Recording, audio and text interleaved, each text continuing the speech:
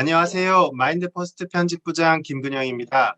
마인드포스트는 정신장애인 당사자들을 위한 인터넷 신문입니다. 디지털 시대를 맞아 영상으로 주요 뉴스를 선정하고 이와 관련한 정신장애인 당사자들의 목소리와 반응을 전하는 마인드뉴스 인사이드. 당사자들의 입장과 목소리는 마인드포스트의 박종환 국장님께서 들려주십니다. 국장님 어서 오세요. 반갑습니다. 안녕하세요. 마인드포스트 박정훈 국장입니다. 예, 네 번째 이슈를 보겠습니다. 이번에는 정신장애인 당사자 운동의 새 역사를 썼다고 해도 과언이 아닌 소식인데요. 무려 30개 단체가 연맹한 장애인복지법 제15조 폐지연대가 출범했다는 소식입니다.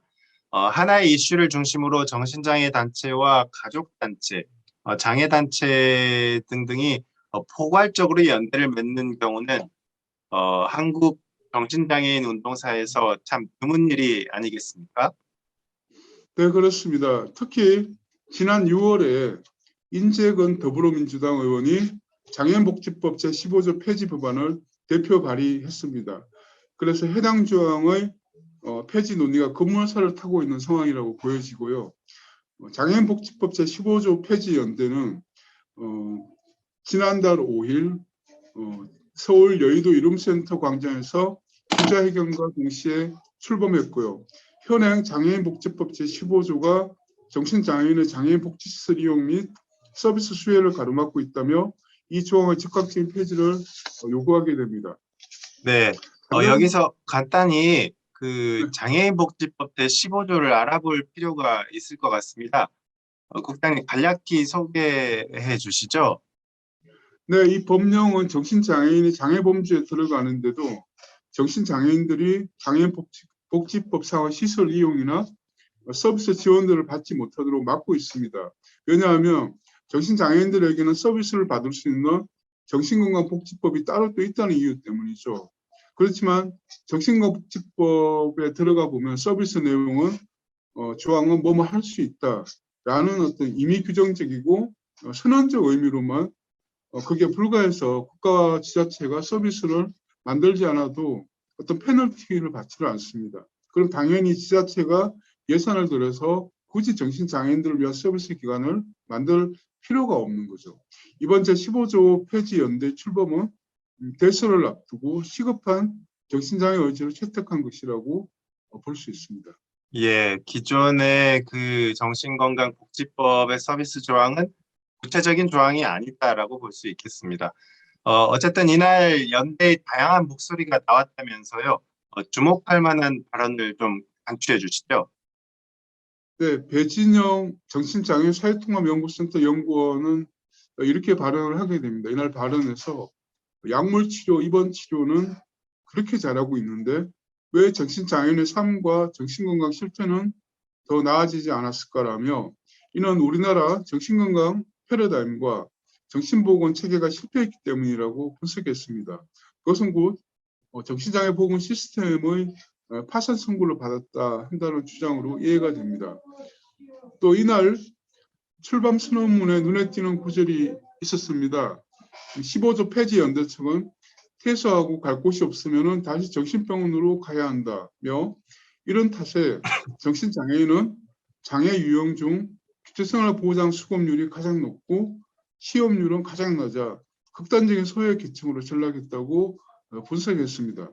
그러면서 15조 폐지 연대는 올해 안에 장애인복지법 제15조를 폐지하고 정신장애 복지권이 보장되는 환경을 만들어 나가겠다고 강조해 조만간 이 법의 폐지가 가시화되는 게 아닌가라는 전망을 내놓고 있습니다. 네, 올해 안에 장애인복지법 제15조 폐지하고 그렇다는 말은 이제 이 11월, 12월 이제 2달 남았거든요. 그동안 약물 치료는 그렇게 잘했는데 정신장애인 상과 정신건강 실태는 나아지지 않았다는 것은 사실 실패한 거라고 보여지는데 이거를 이제 인정하지 않겠죠. 이 인정해야 된다고 생각이 들고요. 어쨌든 구체적으로 이 연대는 무엇을 요구하고 있는지 좀 알아봤으면 합니다. 네, 우선 장애인복지법 15조 폐지 연대는 장애인 복지 영역에서 정신장애인을 차별하는 장애복지법 제15조를 폐지하기 위해 노력을 다할 것이라고 일단 했고요. 정신장애 복지차별 철폐를 위한 정책 및 제도 개선에 힘쓸 거라고 이야기를 했습니다. 그런데 최근 정부가 탈시설 로드맵을 내놓는데요. 전국 시설 중에 장애인 시설만을 조사 대상에 넣고 정신요양 시설은 그 범주에 포함시키지 않았습니다. 그러니까 제외시킨 거죠. 이에 대해서 국가인권위원회가 정신요양 시설에 대한 조사도 넣을 것을 요구를 했었고 정부 또한 검토하고 있는데 아직 결론은 나오지 않은 걸로 알고 있습니다. 따라서 15조 폐지 연대는 이 부분도 요구하고 있습니다. 결국 정신장애인이 지역사회에서 여느 다른 사람들처럼 살아가기 위한 국가의 책임과 법적 정책적 장치를 만들어가야 한다는 의지로 봐야 할 것 같습니다. 네. 일단 구체적인 액션 플랜이라기보다는 강력한 의지를 선언한 것이라고 볼 수 있겠는데요. 정부와 국회의 처분을 수동적으로 기다리지 않고 이제 행동하겠다. 이런 선언적 특징이 돋보이는 것 같습니다. 국장님은 이번 연대 출범에 대해 어떻게 보시는지요? 네, 정신장애 운동이 공적 영역으로 들어선 건 지난 2010년 한국정신장애인연대 카미가 꾸려지면서부터입니다. 그리고 11년이 지난 지금 정신장애 당사자 운동은 사회적으로 영향을 내기 시작하고 있다고 판단이 됩니다. 1995년 정신보건법이 만들어지고 2000년 장애인복지법에 정신장애가 공식적으로 장애 유형으로 포함됐고요. 또 2017년에는 정신건강복지법도 법제화됩니다. 이는 정신장애인을 잃어버리고 배제되어 권리를 찾으려는 목소리와도 상관이 있을 것입니다. 이번 장애인복지법 제15조 폐지 연대 출범은 무시당해 온 정신장애 당사자들이 정치적 활동을 위해 구성한 연대기구입니다. 아무 목소리도 내지 못했던 지난 시절을 딛고 이제는 당사자의 목소리가 정치 권력에까지 들릴 정도로 힘을 키우고 있습니다. 폐지 연대는 이 같은 기관의 투쟁의 결과물이자 새로운 시대를 향한 첫걸음이 아닐까 조심스럽게 생각해 봅니다.